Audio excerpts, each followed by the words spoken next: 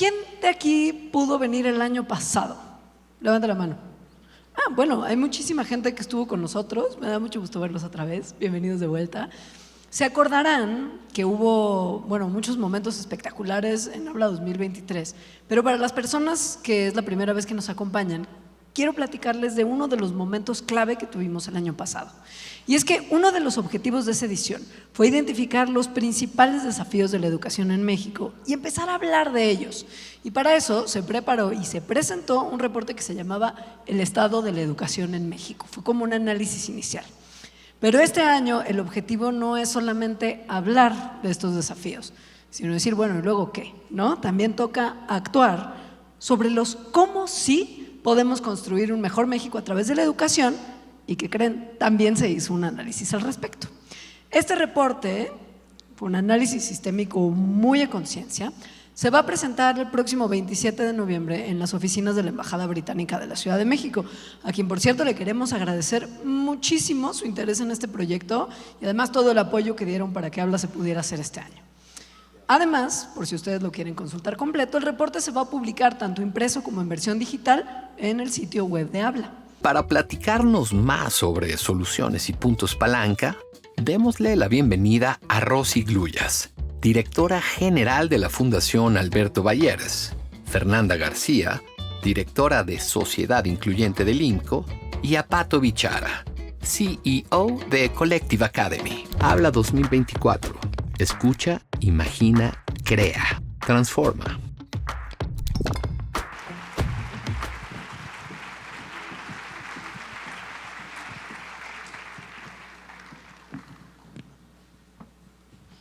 Hola de nuevo, muchísimas gracias. Quiero empezar agradeciéndole a Rosy, a Fer, a Pato por estar aquí en esta mesa que comentamos y es muy bonita porque no es teorizar o soñar sobre los cómo sís, sino aprender que ya hay muchísimas experiencias que están haciendo que esos qué es de los puntos palanca y esos nodos de poder que vimos en el video sean una realidad para transformar a México por medio de la educación. Y pues es un conversatorio libre, ¿no? Estamos platicando desde su experiencia y quizás para abrir la conversación me gustaría preguntarles y que nos compartan cuál creen que es el principal reto que tenemos en México para poder lograr una mejor calidad y responsabilidad social quizás en el tema de educación. Los dejo como ustedes quieran abordar la pregunta. Bueno, pues definitivamente creo que el diagnóstico en materia educativa es muy puntual, ha sido muy claro, ¿no? El video refleja elementos muy puntuales para poder atenderlos, pero yo quisiera enfocarme en dos aspectos fundamentales. Creo que México, un país destinado a la grandeza, con tantos corazones, con tantas mentes pensantes, ideas, creatividad, historia, contextos, diversidad, requiere construir un ambiente de confianza. Para mí el principal reto como punto de partida para poder arrancar un diálogo, para poder soñar en conjunto es cómo vamos a escucharnos, cómo vamos a conversar, cómo vamos a dialogar entre todos, con nuestras distinciones, con nuestros puntos de vista, con nuestros sueños, con esa pasión que tiene que estar presente sí o sí para poder transformar la educación de nuestro país.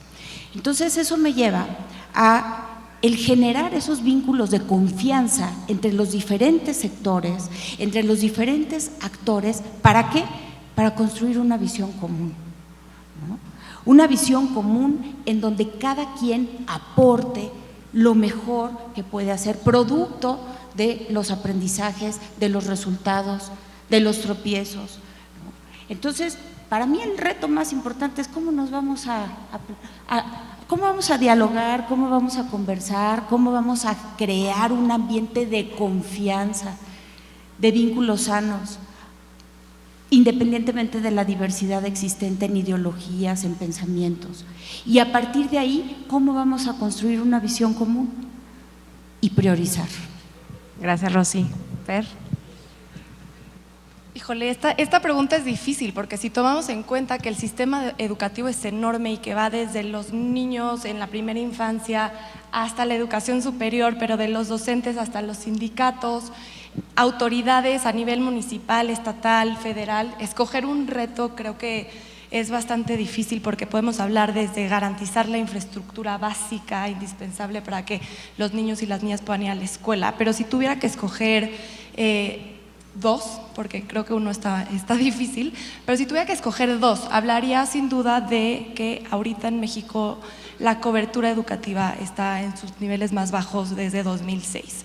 Y esto pueden decir, pues sí, llegó la pandemia y acentuó esto porque tendríamos que ver que la tendencia venía a la baja desde antes de la pandemia y que hoy más de 1.2 millones de niños, niñas y jóvenes no han regresado a la escuela después del 2020. ¿Y esto qué quiere decir? Que si no hacemos acciones para que los niños se regresen a las aulas, solitos no van a regresar. Y el segundo reto sin duda tiene que ver la calidad del aprendizaje. Con los últimos resultados que tenemos de PISA podemos saber que México tiene resultados iguales o peores en matemáticas, en ciencia y en lectura que los que se tuvieron en 2006. Y de nuevo, podemos decir, ya pasaron todos estos años, deberíamos de ir mejor, pero ahí están los resultados. En México, 2 de cada 3 niños y niñas no saben resolver un problema de matemáticas básico, lo que decía la premio Nobel Esther Duflo en la mañana. Si les pones a los niños a resolver una ecuación de tienes tanto dinero y vas al mercado y compras algo y cuánto te sobra, ese tipo de problemas que ella puso en la India, en México es lo mismo. 2 de cada 3 no saben resolver ese tipo de ecuaciones que más allá de aprenderlo en el aula, pues son estas habilidades que vamos a tener en nuestra vida diaria. Y lo segundo es un poco más de la mitad de los niños y las niñas no comprenden lo que están leyendo. Entonces, pues de nuevo, es esta calidad del aprendizaje. No solamente es que los niños, las niñas y los jóvenes vayan a la escuela, pero que realmente estén aprendiendo y que lo puedan aplicar en la vida diaria. Yo estoy de acuerdo con Fer, creo que cobertura tiene que regresar a los niveles que teníamos antes. Cualquier educación es mejor que ninguna educación, entonces eso es clave, pero si hablamos de calidad específicamente, yo creo que implica un cambio de paradigma. Y para mí hay 2 cosas muy grandes y creo que el video explicaba algunas de esas. La primera es educación para qué, y espero no ofender a nadie, pero yo creo que en el caso de Collective, que nos enfocamos mucho más en educación post superior, o sea, programas de posgrado, maestrías, trabajar con líderes y ya en las empresas, el objetivo de la educación debe ser la empleabilidad y que cada uno de estos niños y niñas de los que estamos hablando toda la mañana salgan y tengan una perspectiva de movilidad social, justo lo que decía Altagracia. Cambiar que nuestro cliente del sistema público o privado son las empresas y luego cambiar el paradigma de qué hace la educación. El sistema tradicional que está basado en la revolución industrial y la posguerra se basaba en que tuviéramos las respuestas correctas en el examen. Y yo creo que en lo que estamos viviendo hoy, con todos los cambios tecnológicos, necesitamos tener las preguntas correctas para el examen. Y la respuesta nos la va a dar nuestros colegas, ChatGPT, el Internet, WhatsApp, lo que sea. Pero realmente el paradigma, y creo que también Esther lo mencionaba, es cómo hacemos que los niños y las niñas sepan hacer mejores preguntas este día a día. Y para tangibilizarlo, yo creo que parte del cambio de paradigma implica cambiar 3 actores importantísimos. El primero son los maestros o los profesores, que a nosotros en Collective nos gusta llamarle mentores. ¿Por qué? Porque tienen que facilitar esas discusiones y hacer esas preguntas correctas para que los niños y los jóvenes piensen. Y se va muy lejos del decir, oye, yo estoy dando una cátedra unidireccional y ustedes nada más me escuchan. El segundo es dejar de llamarles alumnos y llamarles aprendedores. Que realmente sea su responsabilidad aprender y no culpa del maestro, de la diapositiva, del internet si funciona o no, sino, oye, ¿cómo me hago yo responsable de mi propio aprendizaje? Y el tercero, bien importante, yo creo que, y otra vez no quiero ofender a nadie porque sé que hay mucha gente de universidades aquí, olvidarnos de los títulos. Los títulos en México realmente ya no sirven Y aunque son muy importantes para algunas cosas, tenemos que pensar en esta idea del aprendizaje de por vida. O sea, yo me gradué en el 2008 del TEC de Monterrey y he aprendido 50,000 cosas después. Y realmente el decir que tienes un título hoy ya no es reflejo de las capacidades técnicas que uno tiene en el trabajo, y yo creo que hay que regresar a esa idea de mi cliente es la empresa y cómo le doy el mejor talento a la empresa. Y a ver, Rosy, entonces, ¿cómo le hacemos? Porque efectivamente ya nombraron los retos, cada uno desde su área, muy, muy importante, componiendo los datos que son relevantes. Pero ¿cómo es que estás haciendo ese cambio desde la Fundación Bayeres? ¿Cómo es que este modelo que ustedes tienen sí está dando resultados? Y si bien no está enfocado hacia la educación superior, que yo la pregunta, y no tengo nada en contra de la educación superior, venimos de nosotros como grupo de la educación superior, pero ¿qué está pasando si de 100 alumnos que entran a educación básica, cuántos, Fer, recuérdame, concluyen licenciatura? 37 entran a la universidad y 27 la terminan. Ahí está, 37 entran, 27 la terminan, algunos abandonan. Entonces, ¿qué podemos hacer para voltear a ver, o qué están haciendo, o cómo te llegan a ti, Pato? Preguntaría, ¿cómo llegan los chavos a Collective Academy? ¿Cómo lo reciben las empresas? Entonces, sí se puede cambiar, y hay muchas acciones que se están haciendo. Entonces, Rosy, pues sabiendo que sí se puede, ¿cómo es que lo están haciendo? ¿Cómo es que podrían o miden el éxito de esas acciones que ustedes están implementando? Bueno, primero debo ser muy responsable en decir que estamos en ese camino de descubrimiento, de aprendizaje, y que ese es inevitable. Es como el aprendizaje a lo largo de la vida, igual nos encontramos nosotros en esta implementación de nuestro modelo social. Es decir, va a ser interminable esta espiral de descubrimiento y de aprendizaje. Lo que nosotros hemos detectado, hemos identificado, es la importancia de ser una agencia de vinculación, de esfuerzos. Es decir, y por eso hablaba de hay que escucharnos, hay que construir una visión común, y esa visión común no se construye si no existe un vínculo de confianza entre los diferentes actores. Nosotros estamos enfocados a educación pública, y eso significa que debemos de tener una clara alineación en la visión que se busca en las comunidades. Y cuando tú hablas de una comunidad en un entorno urbano, no es lo mismo a una comunidad en un entorno rural, pero tampoco es lo mismo una comunidad en un entorno urbano en Ecatepec, ¿sí?, que en Canacín, en Yucatán. Entonces, esa diversidad implica el tener un entendimiento muy profundo de los diferentes contextos, con una visión de humildad. Lo primero para el cómo sí es no llegar a imponer, es llegar a construir ese diálogo del que les hablaba al inicio, el llegar a comprender, a observar, a escuchar a las comunidades. Las comunidades educativas llevan décadas trabajando, esforzándose para poder salir adelante, a pesar de que no tienen agua, a pesar de que no tienen electricidad, a pesar de que no tienen conectividad. ¿Me explico? Entonces, llegamos primero a entender, y a partir de ese entendimiento a establecer esa red de vinculación, porque yo no puedo pretender desde una posición de arrogancia que voy a resolver la problemática de las comunidades en las que yo voy a las que yo voy a acompañar. Entonces, ¿qué implica? Bueno, el cómo sí, desde gobierno federal, autoridades federales, autoridades estatales, autoridades locales, líderes comunitarios, líderes de las propias comunidades educativas, se tiene que tejer una red de comunicación en donde se llegue a un entendimiento común de cuál es la problemática. Porque si yo llego con una mirada desde afuera a decir, es que a ti te hace falta esto, espérame tantito, ¿sí? me queda clarísimo que me falta esto, pero ¿qué crees? No hay luz, no hay agua, no hay drenaje. ¿Me explico? Entonces, sí, yo me estoy preocupando por la lectoescritura o por la enseñanza de las ciencias o por todo el tema digital, pero pues si no hay conectividad, entonces ¿cómo voy a atender eso?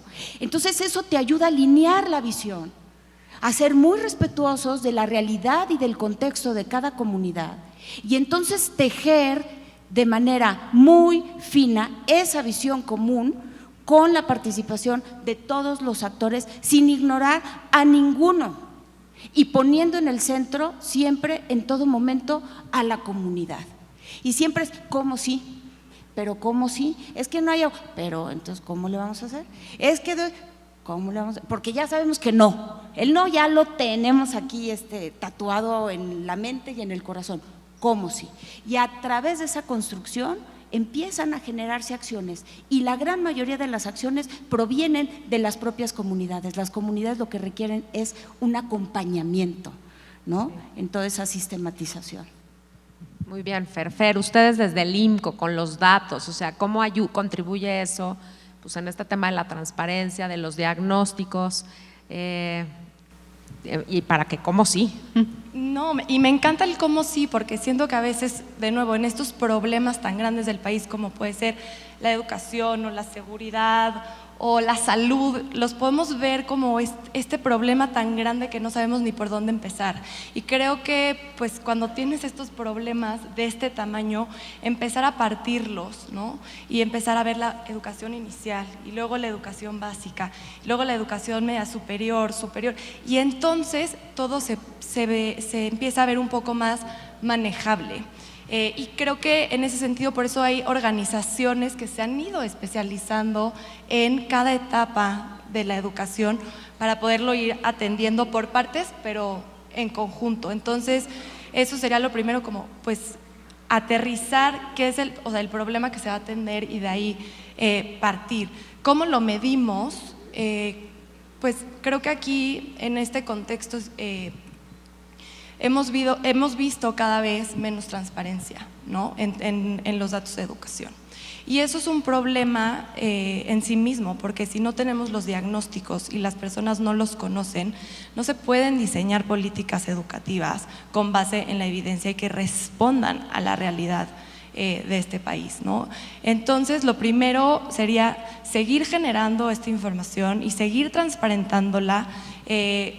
Antes teníamos un instituto, el Instituto Nacional de Evaluación Educativa, precisamente el INE, y ese desapareció y ese instituto se encargaba de generar la información y transparentarla. Y ahora tenemos otro organismo que se llama Mejor Edu, pero también ese organismo ahorita está en riesgo porque es un órgano autónomo y pues está en las reformas para desaparecer órganos como estos. Y desde un día a día esto puede parecer muy lejano, ¿no? No sabemos quiénes son las autoridades responsables de generar esta información, pero se ha ido degradando el tema de la transparencia y de la información que se genera. Y por otro lado tenemos las pruebas, ¿no? Y creo que esto también es un tema que hay mucha controversia en si se deberían de hacer pruebas estandarizadas o no.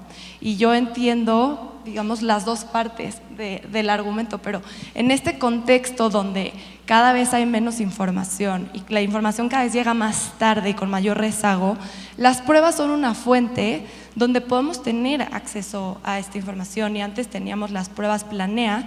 Las pruebas Planea eran las pruebas estandarizadas a nivel nacional. Hoy ya no se cuenta con esa herramienta y tenemos unas pruebas diagnósticas que lo que hace es cada docente al inicio del curso aplica su prueba a partir de una guía, pero la puede aplicar pues como vea relevante en el salón de clase, pero esa prueba no es comparable ni con el salón de al lado, ni con la escuela de al lado, ni con el estado, ni con el país. Entonces, servirá para algo y es relevante, pero no sirve para ver desde una política educativa que se tiene que hacer. Tenemos la prueba PISA, pero la prueba PISA, que es la prueba internacional, pues cada vez que vamos a participar hay este alboroto de no queremos participar y ya no más pruebas. Entonces, pues, que sería ese 20 que nos decía Lorena, que como que queremos patear abajo de la alfombra y no atenderlo. exacto, y justo esa prueba creo que ha ido evolucionando bastante, ya no solamente es matemática, ciencia y lectura, pero también hay pensamiento crítico y la próxima edición quiere incluir lenguas extranjeras, ahí metes el tema del inglés, que también es relevante para el tema educativo y seguir tu trayectoria en el mercado laboral, pero bueno, en fin, creo que es un tema que parece lejano, que tendríamos que tener un poco más cerca. Y la otra parte, sin duda, es seguir las trayectorias educativas de los niños, de las niñas y de los jóvenes. Eso es para mí un indicador clave del poder que tiene la educación y cómo puede realmente cambiar la vida de las personas. Y aquí nada más voy a decir 2 datos muy rápido. La primera es, a mayor nivel educativo, mayor probabilidad de encontrar no solamente un empleo, pero un empleo de calidad. ¿Y con esto a qué me refiero? Las personas que tienen licenciatura en México ganan hasta 81% más que aquellas que se quedan solo con el bachillerato. Y las personas que tienen licenciatura en este país tienen el doble de probabilidad de encontrar un empleo en la formalidad. ¿Eso qué significa? Tener acceso a instituciones de salud, de seguridad social, ahorro para una pensión. Y la otra parte que tengo que hablar, por supuesto, del tema de género. El tema educativo o ir a la escuela no es lo mismo para los niños que para las niñas. Tiene un impacto diferente para las niñas en el mercado laboral. Porque los hombres, no importa el nivel educativo que ellos tengan, su participación en el mercado laboral es la misma. ¿Con esto a qué me refiero? Si un hombre estudió hasta primaria o hasta una maestría, ellos participan por arriba del 70% en el mercado laboral. Las mujeres no. Las mujeres, cuando van subiendo de nivel educativo, tienen una mayor participación en el mercado laboral. Entonces aquí vemos el poder de la educación que tiene para que las mujeres puedan participar, tener un trabajo, tener ingresos propios, y eso sin duda sería otra conversación. Pero para mí es importante decirlo, también impulsar la trayectoria de las niñas en la educación, y esos indicadores pues al final los puedes ver cómo van a cambiar esas vías cuando lleguen, ¿no?, a esa edad. Pato, ¿tú algún comentario adicional? Y además aprovecho ya nada más para cerrar porque ya no tenemos tiempo, pero si pudiesen, o sea, si quieres comentar en este tema de los cómo sís, pero cerrar con, si hubiera una sola cosa, vimos las palancas, han mencionado varias cuestiones de cambio de paradigma, la humildad, el tejer, el ver a la otra persona, el cambiarnos nuestros nombres, pero si pudieran escoger una sola cosa, de aquí al 2030, en la cual debemos enfocarnos, solo una, no se puede atender todo, ¿cuál sería? Voy a decir 2 porque no me gusta seguir instrucciones. Pero bueno, yo creo que sería habilitar a los profesores y a los maestros, y otra vez centrarnos en ellos y ver qué están necesitando y no quererles implantar programas porque sí o lecciones porque sí, ni tampoco medir cosas básicas como horas de capacitación de los maestros. Yo creo que tenemos que medir outcomes, no métricas de input. Y el segundo, que creo que lo hablamos el otro día, el qué hacen los papás fuera del aula. Les decía el otro día que a mí me gusta mucho pensar que somos humanos de tiempo completo.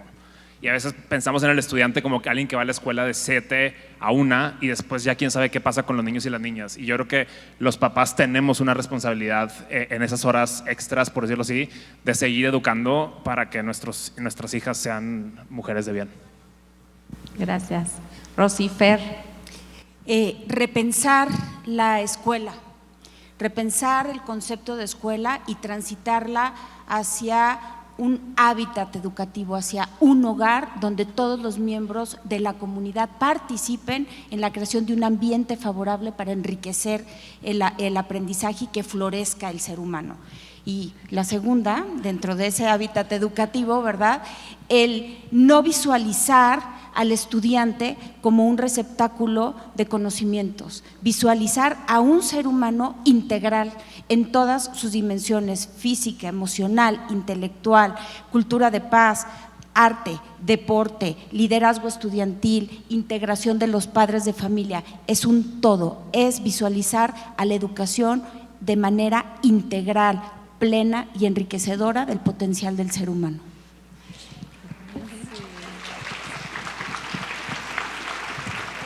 Yo rapidísimo, si pudiéramos, o sea, en un mundo ideal donde garantizamos, porque sí lo tengo que decir así, donde está garantizada la infraestructura básica, donde hay baños en las escuelas, luz, electricidad, donde los niños llegan de manera segura a la escuela, porque creo que deberíamos empezar, ¿no?, por atender eso, pero digamos que eso todo está resuelto, yo diría así, algo que mañana pudiéramos hacer, jornadas escolares ampliadas. Los niños y las niñas hoy van 4 horas a la escuela.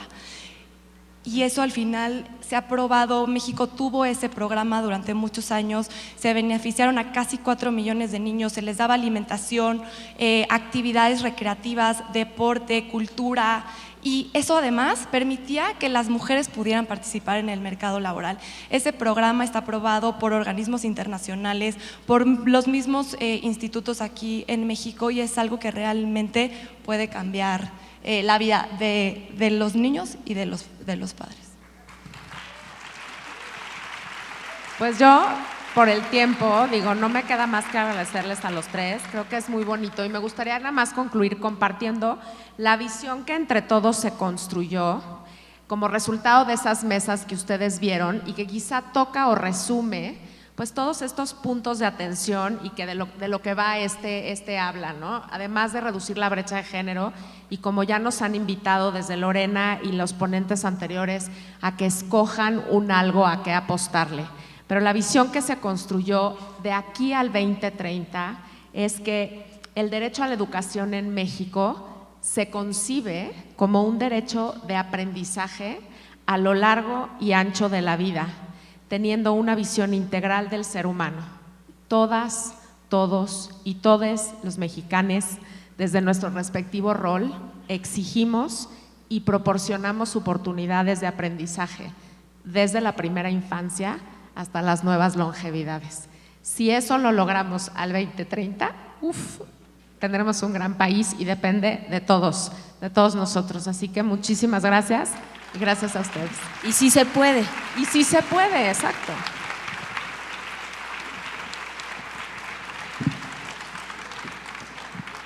Oigan, muchísimas gracias por esta conversación, por esas conclusiones, por tanto insight. Qué bárbaro, qué gusto escucharlos. Y sobre todo, gracias por hacernos ver que ser parte de los cómo sí es tarea de todas y de todos. No es una cosa abstracta, sino es algo por lo que tenemos que trabajar activamente. Muchísimas gracias, Ale, y de verdad, gracias también a todas las personas que estuvieron trabajando en este análisis, que recuerden que pronto van a poder checar en hablamex.com. Correcto. Ahora, gracias.